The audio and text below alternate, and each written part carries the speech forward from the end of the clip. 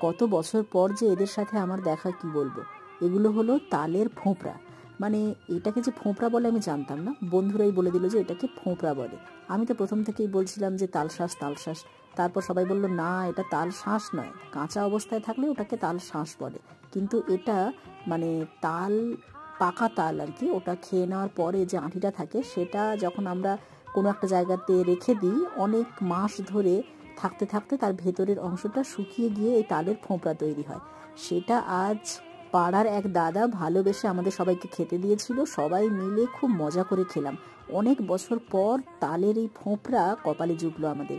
আর কি ভালো খেতে লাগছিল, কি বলবো। উফ, মানে কেউ খাক আর না খাক, আমি আর কেসিএম তো পরপর চালিয়েই গেলাম।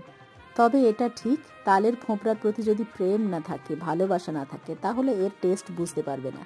তবে খাওয়ার তা সে যাই হোক না কেন, তার প্রতি ভালোবাসা থাকা দরকার।